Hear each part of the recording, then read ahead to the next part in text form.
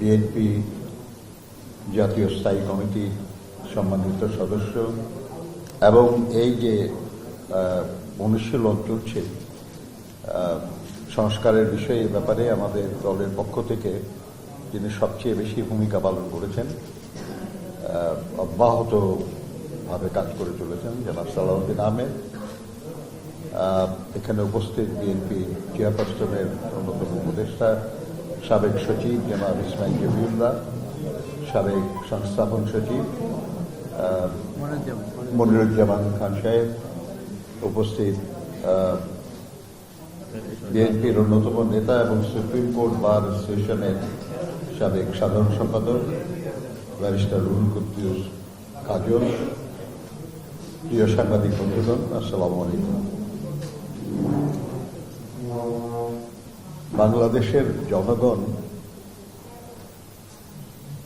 যত দীর্ঘ সময় থেকে এবং যত বেশিবার পরিবর্তনের জন্য লড়াই করেছে, বিশ্বের আর কোন দেশে এটা হয়েছে মনে হয় না। এখানে অনেকেই মুরব্বীরা আছেন 52 ভাষা আন্দোলনে অংশগ্রহণ করতে পারি নাই, তখন বয়স ছিল না, কিন্তু 62 ছাত্র আন্দোলন, 69 গণঅভ্যুত্থান, 71 মহান মুক্তিযুদ্ধ, 90 ছাত্র গণঅভ্যুত্থান, গত 16 বছরের অব্যাহত লড়াই এবং শেষ পর্যন্ত এই জুলাই আগস্টের ছাত্র শ্রমিক গণঅভ্যুত্থান, এর প্রত্যেকটাতে অংশগ্রহণ করার সৌভাগ্য হয়েছে আমার। গত 5 তারিখেও কারাগারে ছিলাম আগস্টের। যারা লড়াইয়ের ময়দানে ছিলেন, জীবন দিয়েছেন, তারা সফল না হলে হয়তো এখনো কারাগারেই থাকত। কাজে এই দীর্ঘ লড়াইগুলিতে যারা জীবন দিয়েছেন তাদের প্রতি আমার দলের এবং নিজের পক্ষ থেকে কৃতজ্ঞতা জানাই। যারা শহীদ হয়েছেন তাদের আত্মার মাগফিরাত কামনা করি, যারা আহত হয়েছেন তাদের আরোগ্য কামনা করি, এবং তাদের ব্যাপারে রাষ্ট্র এবং সরকারগুলোর যে দায়িত্ব, সেই দায়িত্ব যাতে যথাযথভাবে পালন করে তার আহ্বান জানাই। আমরা জানি পরিবর্তনের প্রত্যাশা সবারই, এমনকি যারা খারাপ কাজ করে তারাও পরিবর্তন প্রত্যাশা করে তার সুবিধার জন্য, আর যারা ভালো কাজ করে তারা তো বটেই। কিন্তু কি দুর্ভাগ্য আমাদের যে আমরা অনেক লড়াইয়ে বিজয়ী হয়েছি, কিন্তু কোনো বিজয়ী আমরা শেষ পর্যন্ত ধরে রাখতে পারি নাই। 69 গণঅভ্যুত্থানের মাধ্যমে একটা বিরাট পরিবর্তন সংঘটিত হয়েছিল। 70 নির্বাচনে পাকিস্তানিদের সমস্ত স্বপ্ন, সমস্ত হিসাব মিথ্যা প্রমাণিত করে আমাদের এই দেশের জনগণ ঐক্যবদ্ধ হয়েছে, কিন্তু তাদের আকাঙ্ক্ষা পূরণ হয় নাই। শেষ পর্যন্ত আমাদেরকে মুক্তিযুদ্ধ করতে হয়েছিল।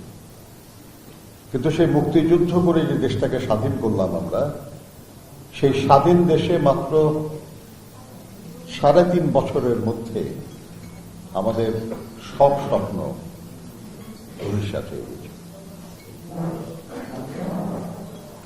দুর্ভিক্ষের শিকার, নিপীড়নের শিকার জনগণের উপর একদলীয় স্বৈর শাসন চেপে বসেছিল। গণতন্ত্র হারিয়েছিলাম আমরা। এবং আরো বিস্ময়কর যে একজন সামরিক শাসকের হাত ধরে, গণতন্ত্রকামী একজন সামরিক শাসকের হাত ধরে আমরা আবার সেই গণতন্ত্র ফিরে পেয়েছিলাম। আবার বহুদলীয় গণতন্ত্র এসেছিল শহীদ জিয়ার হাত ধরে, কিন্তু আবার 1982 সালে সেই গণতন্ত্র আমরা হারালাম আরেকজন সামরিক স্বৈর শাসকের হাত ধরে। আবার দীর্ঘ 9 বছর অব্যাহত লড়াই করে দেশনেত্রী বেগম খালেদা জিয়া নেতৃত্বে আমরা আবার গণতন্ত্র পুনরুদ্ধার করতে পেরেছি। কিন্তু সেই গণতন্ত্র আবার আমরা হারালাম ১/১১ সরকারের হাতে, এবং এরপরে কিভাবে ২০০৯ সালে একটি দল ক্ষমতায় আসে এবং কিভাবে সেই ক্ষমতাকে, একটু আগে আমাদের আলিয়াস সাহেব যেটা বলেছেন যে এক ব্যক্তি স্বৈর শাসনে পরিণত করে, আমরা দেখেছি। এর বিরুদ্ধে দীর্ঘ লড়াই, জাতিসংঘের হিসাবে ১৭০০-র বেশি মানুষ গুম হয়েছে, সহস্রাধিক মানুষ খুন হয়েছে, লক্ষ লক্ষ মানুষ নিপীড়নের শিকার হয়েছে। শেষ পর্যন্ত আমাদের তরুণ প্রজন্মের খুবই সাহসী ভূমিকা এবং সমগ্র জনগণের সমর্থনে জুলাই আগস্টে এই লড়াই আমরা বিজয় পেয়েছি। আমাদের সামনে আরেকবার একটা সুযোগ সৃষ্টি হয়েছে, আমরা এই সুযোগকে কাজে লাগাতে চাই। আমরা এই কমিশনকে সহযোগিতা করছি, এই সরকারকে সহযোগিতা করছি সেই প্রত্যাশা নিয়ে। কারণ আর কতবার আমরা লড়াই করব, বিজয়ী হব এবং আমাদের সে লড়াইয়ের ফসলকে কেড়ে নেওয়া হবে। মানুষ প্রাথমিক বিদ্যালয় থেকে পাশ করে হাই স্কুলে যায়, হাই স্কুল থেকে পাশ করে কলেজে যায়, কলেজ থেকে পাশ করে বিশ্ববিদ্যালয়ে যায়। আর এই বাংলাদেশের মানুষকে বারবার কলেজ থেকে হাই স্কুলে, হাই স্কুল থেকে প্রাথমিক বিদ্যালয়ে ফেরত পাঠানো হয়েছে। এই অবস্থা থেকে আমরা মুক্তি চাই।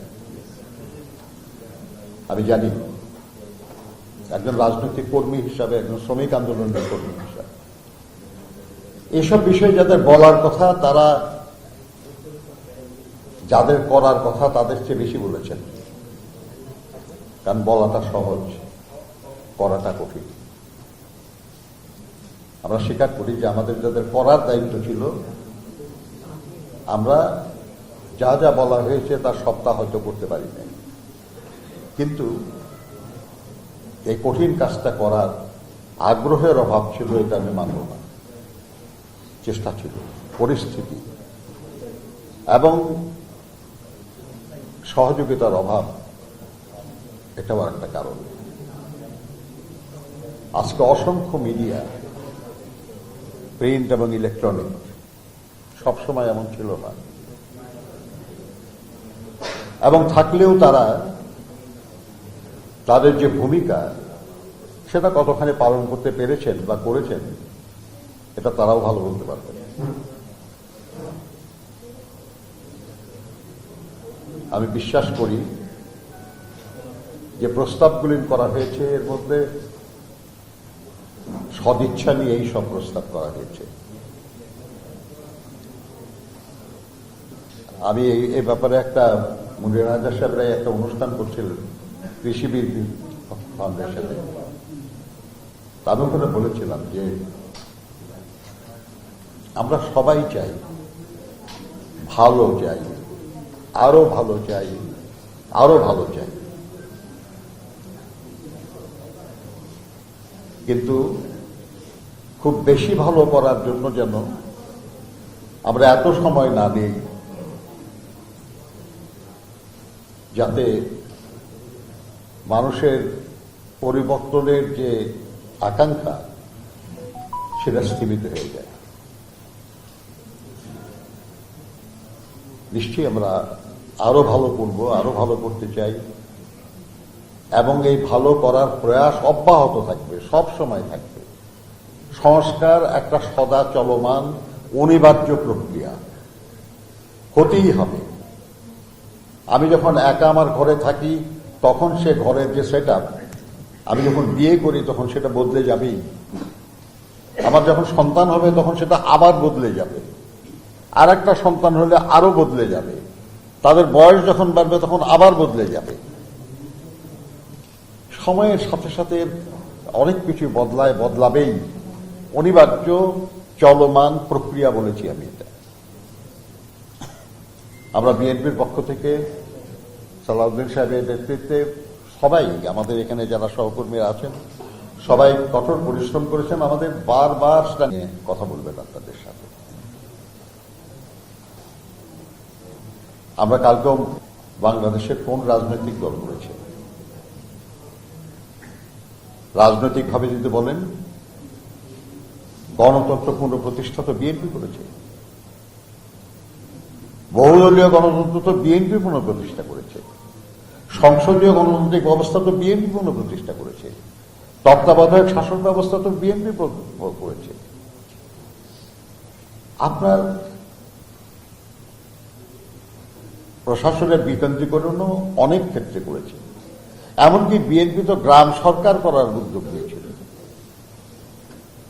আপনি আর কত দূর পর্যন্ত আমরা প্রশস্ত করতে চাই? আপনি মুক্তবাজার অর্থনীতি, যদি অর্থনীতিকে দেখেন, মুক্তবাজার অর্থনীতি বিএনপি চালু করেছে। দুর্নীতি দমন কমিশন, দুর্নীতির কথা বলে দুর্নীতি দমন কমিশন বিএনপি গঠন করেছে। আজকে অর্থনীতির সরকারের রাজস্বের অন্যতম খাত হল value added tax, VAT, BNP করেছে। আজকে বাংলাদেশের অর্থনীতির মূল স্তম্ভ তৈরি পোশাক শিল্প বিএনপির হাতে আসা, কৃষি উন্নয়ন বিএনপির হাতে, প্রবাসী কর্মসংস্থান বিএনপির হাত ধরে। এরকম অসংখ্য দৃষ্টান্ত আমরা দিতে পারি, পল্লী বিদ্যুতায়ন থেকে শুরু করে সমবায়ের উন্নয়ন, কুটির শিল্প এবং ক্ষুদ্র শিল্প প্রতিষ্ঠা। কাজে বিএনপি সংস্কারের বিপক্ষে না, বিএনপি সংস্কারেরই দল। কিন্তু কেউ কেউ নানান কথা বলেন। তারা যখন সংস্কারের দ্বন্দ্বের উচ্চারণ করেন নাই, তখন তো দেশনেত্রী বেগম খালেদা জিয়া ভীষণ 2030 দিয়েছেন। আরো বহুজন যখন সংস্কারের কথা ভাবে নাই, তখন শহীদ জিয়া তো 19 দফা কর্মসূচি দিয়েছিলেন। আমরা তো দেশের আন্দোলনের রত সব রাজনৈতিক দলের সঙ্গে আলোচনা করে 31 দফা রাষ্ট্র সংস্কার কর্মসূচি দিয়েছি, এবং আমরা এটা বলেছি যে এর চেয়ে ভালো প্রস্তাব কারো থাকলে আমরা সেটা সাদরে গ্রহণ করব।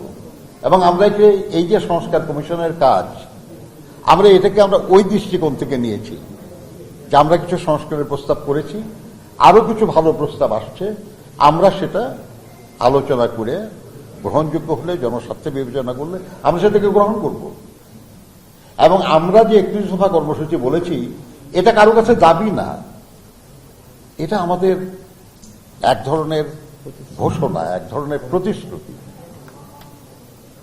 কাজেই যদি ঐক্যমত্য কমিশনের কোন সনদ নাও হয়, বিএনপির জন্য সনদ তো আছে, একটা সংস্কারের সনদ। কাজে আমরা এর পক্ষে। আমরা শুধু একটা জিনিস বলবো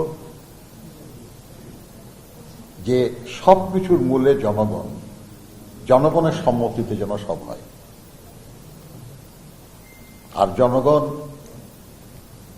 কার মাধ্যমে সম্মতি জানায় আমরা জানি। আমরা অনেক আলোচনা করবো। আমি বিশ্বাস করি আর কি যে এমন যোগ্য মানুষ আগামী দিনে আমাদের দেশটাকে এগিয়ে নেওয়ার চেষ্টা করতে পারবো। এবং আমি তো আমরা এগোচ্ছি এবং ইনশাআল্লাহ পৌঁছে যাব।